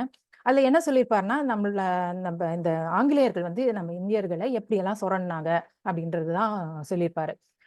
முதல்ல என்ன சொல்றாருன்னா, ஆங்கிலேயர் வருவதற்கு முன்னாடி இந்தியர்களுடைய பங்கு வந்து உலக பொருளாதாரத்துல 23 விழுக்காடு இருந்தது. அவங்க வந்து போன பிறகு அது 4 விழுக்காடா சரிஞ்சிருச்சு. அப்புறம் இந்த மஸ்லின் துணி நெய்தவர்களுடைய கட்டை வீரர்களை எல்லாம் அங்க வெட்டி அந்த டெக்னாலஜி அவங்க ஊருக்கு எடுத்துட்டு போய் நிறைய நெசவு செய்து உலகம் முழுக்க அவங்க மார்க்கெட் பண்ணாங்க இல்லையா, அதை சொல்லியிருப்பாரு. அப்ப நம்மளுடைய எக்ஸ்போர்ட் வந்து 27% இருந்து 2% குறைஞ்சிருச்சு அப்படின்னு சொல்லியிருப்பாரு. அதுக்கப்புறம் ராபர்ட் கிளைவ் வந்து நம்மள லூட் பண்ண மட்டும் வரல, அந்த லூட் அப்படிங்கிற ஹிந்தி வார்த்தையை லூட் பண்ணி எடுத்துட்டு போய் ஆக்ஸ்போர்ட் டிக்ஷனரி கொடுத்துட்டாரு அப்படின்னு ஒண்ணு நகைச்சுவையா சொல்லியிருப்பாரு. அதுக்கப்புறம் அரசு அதிகாரிகள் அப்ப வேலை செய்துட்டு இருந்தாங்க இல்லையா, அவங்க எல்லாம் ஆங்கிலேயர்கள் மோஸ்ட்லி. அவங்களுக்கு வந்து நிறைய சம்பளம் கொடுத்துருக்காங்க. இப்ப அரசு அதிகாரிகளுக்கு சம்பளம் அப்படின்னு சொன்னா எதுல இருந்து வரும்? மக்களுடைய வரி பணத்துல இருந்து தான் வரும் இல்லையா?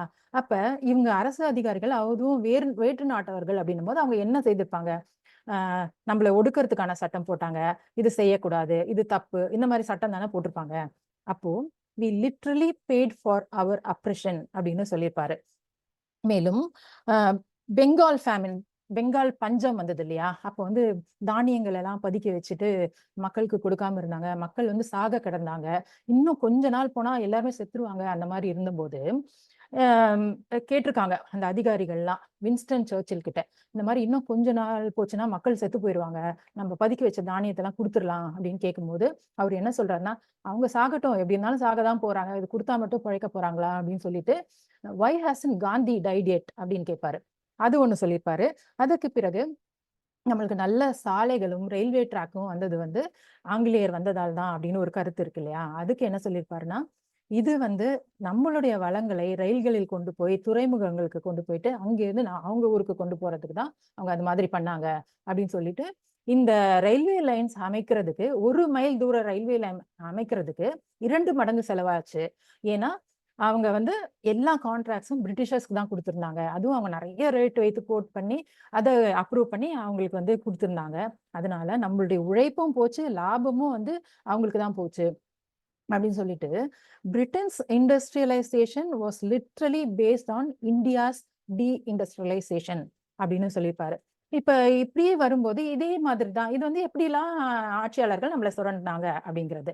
இப்ப இப்படியே வரும்போது நம்முடைய தமிழ் மகன் அப்படின்ற நம்முடைய எழுத்தாளர் ஒருத்தர் ஞாலம் அப்படின்னு ஒரு புக் எழுதியிருக்காரு.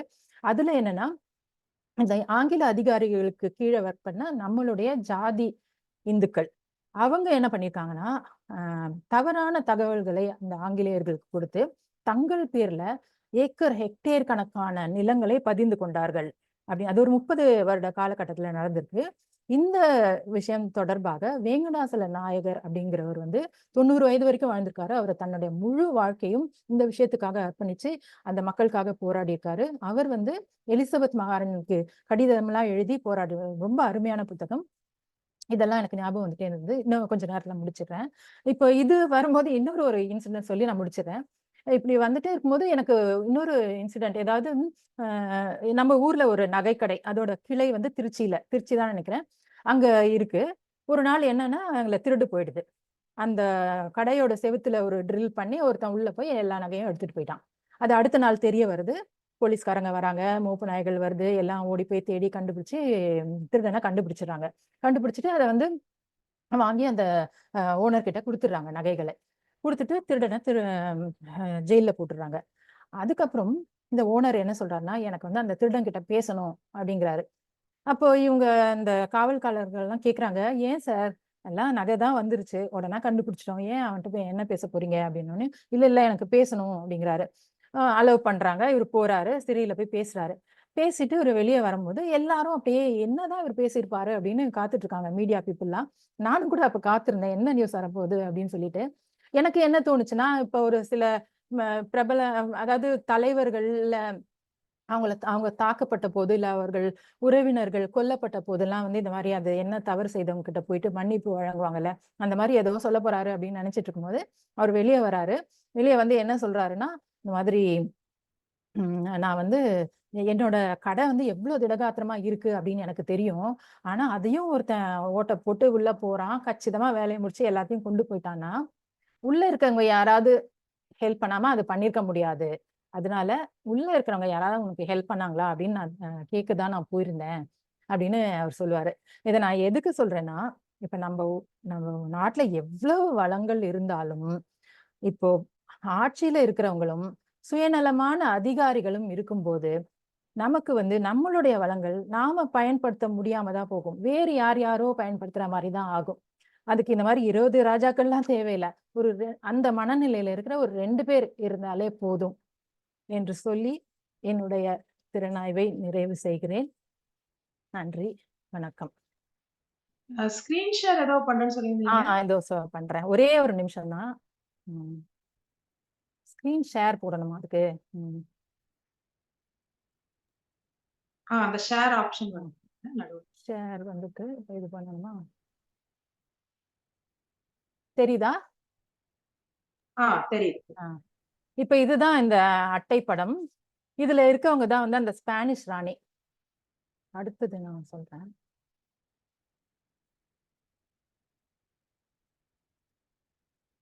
இதுதான் அந்த மன்னர்கள், ராஜாக்கள். இவங்கதான் பேம்பா முல்லர். இது யாருன்னா அந்த மகாராஜா விஷ் ஐ விஷ் அப்படின்னு சொல்லுவாங்கல்ல அந்த ராணி. இது வந்து அந்த அனிதா டெலிகாடோ தன்னுடைய அலங்காரம் எல்லாம் பண்ண பிறகு தன்னையே தனக்கு ரொம்ப பிடிச்சது கண்ணாடியில பார்த்த பிறகு அப்படின்னு சொன்னாங்கல்ல அந்த ராணி.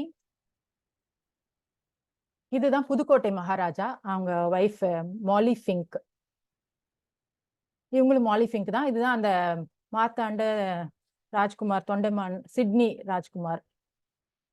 இவங்க வந்து அந்த குதிரை உருவாக்கி அந்த இதுல தொழில இருந்தாங்களே அந்த கியர்ஸ்ல இருக்காங்க ட்ரெஸ்ல. இதுவும் மாலி ஃபிங்க் தான். இது வந்து ஆலிவ் மொனஸ்கியூல் அப்படிங்கிற ஒருத்தவங்க மகாராஜா ரன்பீர் சிங் அவங்களுடைய மனைவி. இவங்க வந்து ஜஸ்வந்த் கவுர் அப்படின்னு சைன் பண்ணிருக்காங்க பாருங்க.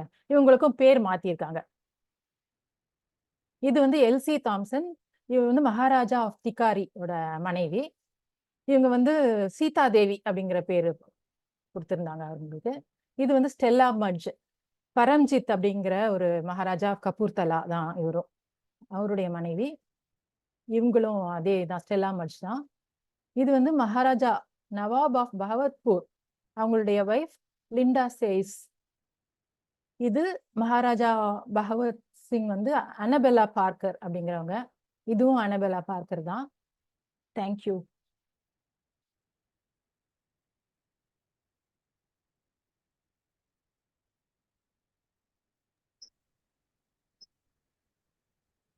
அருமையா இருந்துச்சு. அதாவது அப்படியே இப்ப நடந்த நிகழ்வுகள் எல்லாத்தையும் ஒவ்வொன்றா இணைச்சு நேரம் போனதே தெரியல. ஒளி சார், முதல் கேள்வி கேளுங்க. வணக்கம் வணக்கம். வணக்கம் சார். முதல்ல வந்து ஒரு நல்ல திறனாய்வு செய்ததுக்கு உங்களை பாராட்டுறோம். நன்றி சார். இப்ப என்னோட கேள்வி என்னன்னா, அந்த சமயத்துல வந்து பாத்தீங்கன்னா உலகை பெரும்பகுதியை ஆண்டு கொண்டிருந்த பிரிட்டிஷ் சாம்ராஜ்யத்தினுடைய தலைவி ஒரு பெண், விக்டோரியா மகன். அந்த காலத்தையே விக்டோரியன் ஈரா அப்படின்னு தான் சொல்றாங்க. ஒரு பெண்மணி இந்த உலகை ஆண்டு கொண்டிருக்கும் போது அரசியாக அந்த காலகட்டத்தில் பெண்களுக்கு இவ்வளவு கொடுமைகள். நான் சொல்றது இந்திய பெண்மணிகள் மட்டுமல்ல, அங்கிருந்தே வந்து கொத்தடிமைகளாக கொண்டு வராங்க. இது ஒரு ஐரனியா தெரியுது.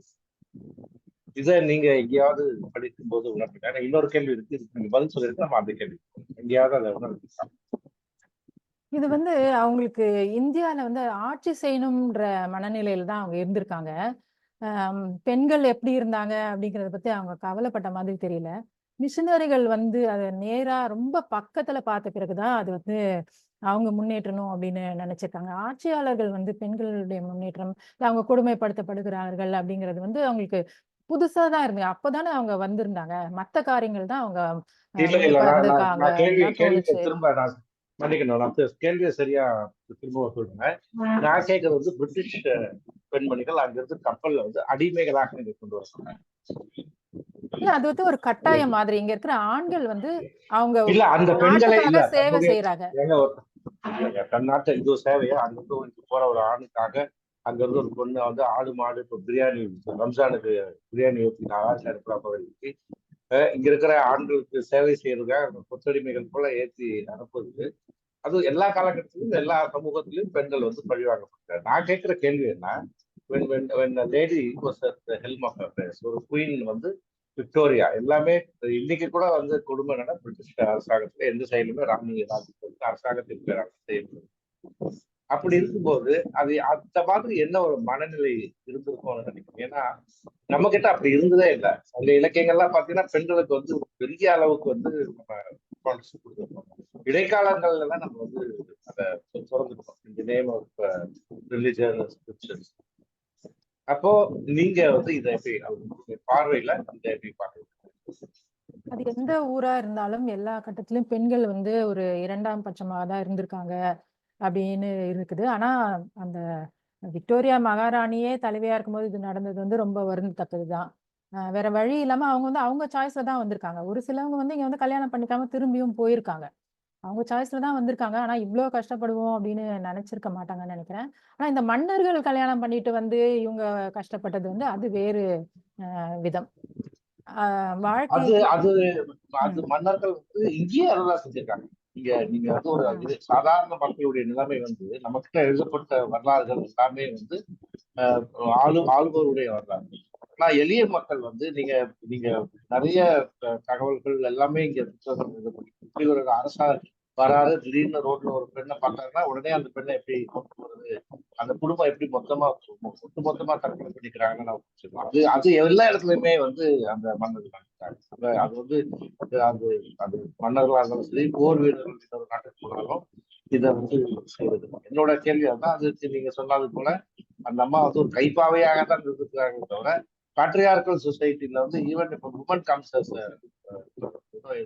Help of offer she has to suffer அப்படிங்கிறது தான் ஒரு கேள்வி. இன்னொரு கேள்வி, இரண்டாவது கேள்வி வந்து பொதுவா வந்து எல்லாருமே சொல்லுவாங்க அந்த காலம் மாதிரி இல்லை, அந்த காலம் மாதிரி இல்லை அப்படின்னு எல்லாருமே சொல்லுவாங்க. பொதுவா அந்த காலம் வந்து சீரும் சிறப்பும். ஆனா நம்ம நிறைய தடவை அதை பார்க்கணும். மருத்துவ ரீதியாகவும் மனிதனுடைய உடல் ரீதியாக பார்த்தாலும் அந்த காலத்துல இந்த காலத்துல தான் மனிதனுடைய வாழ்க்கை உடல் நலம் எல்லாமே இருக்கு. இப்ப பாத்தீங்கன்னா இந்த சொசைட்டில வாழ்ந்துட்டு இருக்க மக்களுடைய ஹாப்பினஸ் போர்ஷன் பாத்தீங்கன்னா இன்னைக்கு இருக்கிற மாதிரி அன்னைக்கு இருக்கிறதுக்கு வாய்ப்பே இருக்கு. குறிப்பா வந்து ஒரு நல்ல அழகான பெண்ணை பெற்ற ஒரு அப்பாவுடைய நிலைமை எப்படி இருக்குன்னு யோசிச்சு பாருங்க இல்லையா? அவனுடைய முதல் இதுவே வந்து தனக்கு மேல இருக்கிற வந்து ஜாதியாலேயோ இல்ல வந்து அதிகாரத்திலேயோ மேல நிக்கிறவனுக்கு வந்து பயந்துகிட்டுதான் அவன் வந்து ஒரு தனிக்கும் கழிச்சுக்கிட்டு இருக்கேன் இல்லையா? அது வந்து அந்த நான் இப்ப சொல்ற இந்த தியரி நீங்க வந்து எப்படி சப்ஸ்கிரைப் பண்ணிக்கணும் ஒத்துக்கிறீங்களா? அந்த society that existed 100 years, 200 years, 300 years was no better than what we are living today. Today is the best day, best moment. Much We are better. civilized. அப்ப ஆட்சியில இருந்த ஒரு பெண்மணியும் வந்து அவங்க ஆண்களுடைய கைப்பாவையா தான் இருந்திருக்காங்கிறதான் தெரியுது. நன்றி மேடம். நன்றி சார். நேரு சார் கேளுங்க. அனைவருக்கும் வணக்கம் மேடம். ரொம்ப வித்தியாசமா இருந்தது. பெண்கள் பார்வையில சொன்ன விதம், இதை ஒரு ஆங்கில புத்தகத்தை ரொம்ப எளிமையா தமிழ்ல சொன்னதெல்லாம் ரொம்ப அருமையா இருந்தது. அது மாதிரி உங்களை அறிமுகப்படுத்திய ஸ்ரீதேவி ரொம்ப அருமையா அறிமுகப்படுத்தினாங்க. அவங்களுக்கும் வாழ்த்துக்கள். நள்ளிரவில் சுதந்திரம், ஃப்ரீடம் அட் மிட் நைட்னு ஒரு புத்தகம் வந்தது. அதுல இந்த மாதிரி அரசர்கள்லாம் என்னென்ன கிறுக்குத்தனம் பண்ணாங்க அப்படிங்கிறத பத்தி ரொம்ப விரிவா வந்து எழுதியிருப்பாரு. இப்ப நீங்க சொல்லல வந்து பெண்ணிய நோக்கில் பார்க்கும்பொழுது ரொம்ப கொடுமையா இருக்கு அப்படிங்கிற மாதிரி இருக்கு. ஆனா இயல்பாவே ஆண்களுக்கு இந்த வெள்ளைத்தோல் அல்லது சிவப்பா இருக்கிற பெண்கள் மீதான அந்த நாட்டம் என்பது அவன் எந்த நிலையில இருந்தாலும் அது மாதிரியான ஒரு போக்கு என்பது இருக்கு. அப்ப இந்த மாதிரி மன்னர்கள் வந்து அப்படி வெளிநாட்டுல போய் திருமணம் பண்ணதுக்கு இந்த மாதிரியான போக்குகள் தான் காரணமா இல்ல வேற ஏதாவது இருக்கும்? இது வந்து ஒரு சதவிகிதம் சொல்லலாம், ஒரு குறிப்பிட்ட சதவீதம் சொல்லலாம். ஆனா அவங்க வந்து அங்க பயணம் செய்து அங்க போய் பாக்குறாங்க இல்லையா, அவங்களுடைய வாழ்க்கை தரம் வந்து நல்லா இருக்கு, நல்லா படிக்கிறாங்க அப்படிலாம் பார்க்கும்போது அதுவும் அவங்கள ஈர்த்திருக்கு அப்படின்னு தான் சொல்லணும். அதையும் கணக்குல எடுத்துக்கிறாங்க. ஏன்னா இந்த புதுக்கோட்டை ராஜாவே சொல்லும் போது என்ன சொல்றாருன்னா, என்னுடைய ஜாதியில இவ்வளவு யாரும் படிக்கல, அதனால நான் இவங்களை கல்யாணம் பண்ணிக்க மாட்டேன் அப்படின்னு தான் சொல்றாரு. அப்புறம் அங்க போகும்போது நேச்சுரலா அந்த நீங்க சொன்ன மாதிரி இந்த வெள்ளை தோல் அது வந்து நல்ல ஒரு ஈர்ப்பு தான் எல்லா ஆண்களுக்குமே. அப்புறம் அந்த வாழ்க்கை தரம் வந்து அங்க வேற மாதிரி இருந்தது கொஞ்சம். அது வந்து நிச்சயமா அவங்களை இன்ஃப்ளூயன்ஸ் பண்ணியிருக்கோம். நன்றி. வெண்ணிலா மேம் கேளுங்க. அனைவருக்கும் இனிய மாலை வணக்கம். ரெஜினா மேடம், ரொம்ப ஒரு தெளிந்த நீரோடை போல உங்களோட வாய்மொழி வந்து பிசுரே இல்லாம அப்படி இருந்தது. இன்னைக்கு கேட்ட கதைகளும் அதோட கூடுதல் ஒரு மகிழ்வு என்னன்னா, நம்ம புதுக்கோட்டையில இருந்து ஒரு மன்னரை பத்தி கேள்விப்பட்டது, அதெல்லாமே கூடுதல் சிறப்புன்னு தான் சொல்லணும். ரொம்ப அருமையான ஒரு திறனாய்வு. வாழ்த்துக்கள் மேடம். எனக்கு இது கேள்வி அப்படிங்கிறத விட ஒரு கருத்தாவே நான் சொல்லிடுறேன். இது என்னுடைய கருத்தாக சொல்றேன். இப்போ நீங்க சொன்னீங்க இல்லையா, ஆத்தர் வந்து பெண்கள் மேலேயே வந்து பழி போட்டிருக்க மாதிரி இருக்கு, எனக்கு வந்து இந்த மன்னர்கள் மேலதான் இருக்கு அப்படின்னு சொன்னீங்க இல்லையா. எனக்குமே என்னன்னா, இந்த ஆத்தர் சொன்னதுதான் உண்மை சரியா இருக்குமோன்னு தான் தோணுது நீங்க சொன்ன கதைகளை வச்சு. ஏன்னா அந்த காலத்து இப்ப உள்ள பெண்களை விட அந்த காலத்துல எல்லா விதத்திலயும் பெண்கள் புத்திசாலியா இருந்திருக்காங்க, அறிவாளியா இருந்திருக்காங்க, போருக்கு தயாரா இருக்கிற ஒரு பெண்மணியா தான் இருந்திருக்காங்க. இப்படி இருக்கக்கூடிய இவ்வளவு புத்திசாலி நிறைந்த பெண்கள் இந்த பணத்துக்காக காசுக்காக அவங்களை இழந்துடுறாங்க, திருப்பி அதனால கஷ்டப்படுறாங்க. இவங்க கொஞ்சம் விழிப்புணர்வா இருந்திருக்கலாமே அப்படின்னு கூட தோணுச்சு. நம்ம இதுல கூட மகாபாரதத்துல திரௌபதி அடமானம் வைக்கும் போது அவ கேட்பார்ல, திரௌபதி கேட்பா, தர்மன் வந்து அவரை வச்சு இழந்துட்டு என்ன வச்சு ஆடினாரா இல்ல என்ன வச்சு ஆடிட்டு அவரை இழந்தாரா கேட்பா. அந்த ஒரு சரியான ஒரு கேள்வி அது. ஏன்னா அவரை இழந்துட்டாருன்னா என்ன எடுக்கிறதுக்கு ஒரு தகுதி இல்லை அப்படின்பா. அந்த மாதிரி ஒரு விழிப்புணர்வு இருந்திருக்கலாமே நம்ம பெண்களுக்கு அப்படின்னு ஒரு கருத்தா இருந்துச்சு. ரொம்ப அருமையா இருந்துச்சு. இந்த புத்தகம் படிக்கக்கூடிய புத்தகமாக இருக்கு. நிறைய வரலாறு செய்திகள் இருக்கு. நன்றி மேடம். தேங்க்யூ.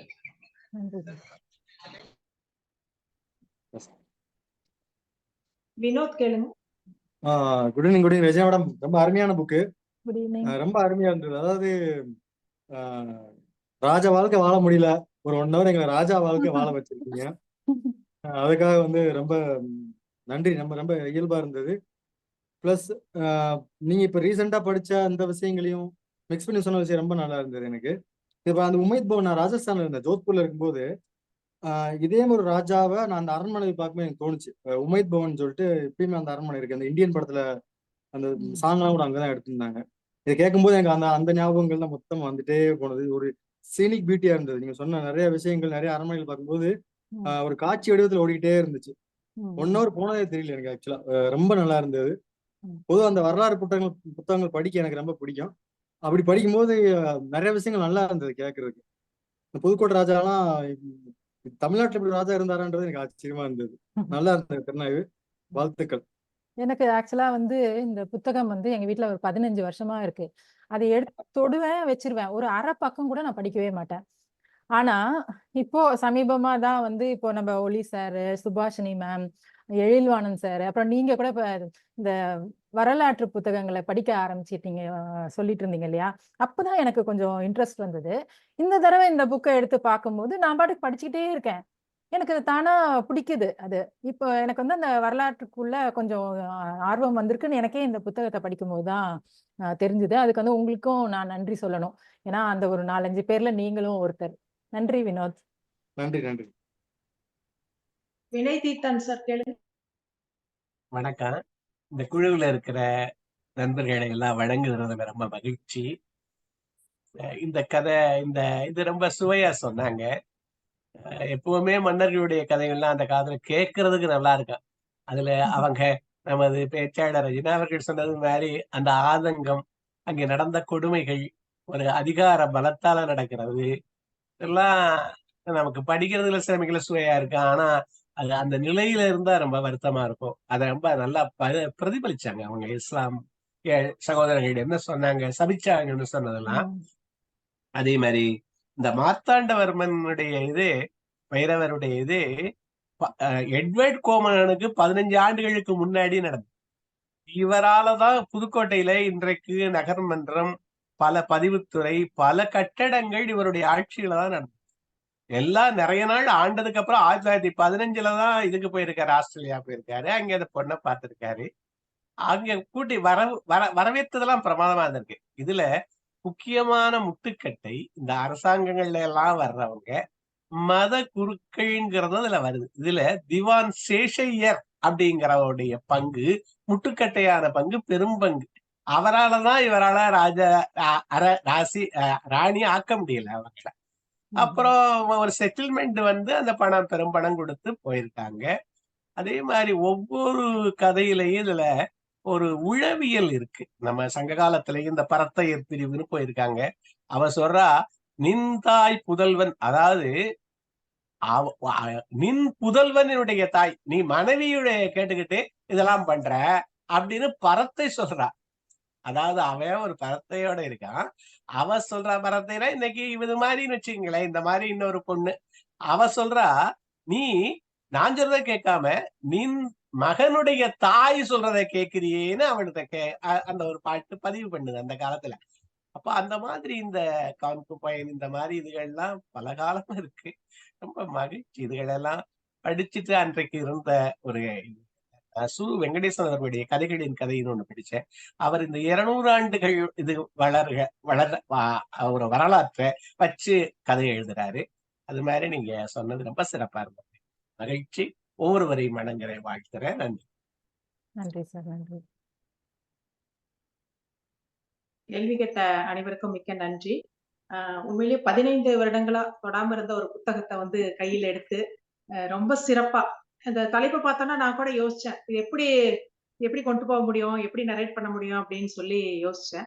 சரி, இருந்தாலும் விக்கெட் விமன்னு இப்படி ஒரு டீக்ரேடிங்கா இருக்கே தலைப்பு, சரி என்ன இதுக்குள்ள இருக்கு அப்படின்னு சொல்லி கேட்டுக்கலாம் அப்படின்ட்டு ஒரு ஆர்வமா தான் இருந்தேன்.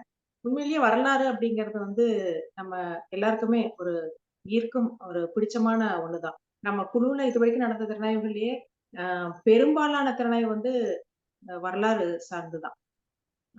அந்த விதத்துல இந்த மாதிரி ஒரு புத்தகத்தை எடுத்து அதுலயும் கொஞ்சம் கூட வந்து ஒரு சுவராசியம் குன்றாம இந்த அளவு வந்து எடுத்துட்டு போனது வந்து உண்மையிலேயே வந்து ஒரு பெரிய விஷயம்தான்.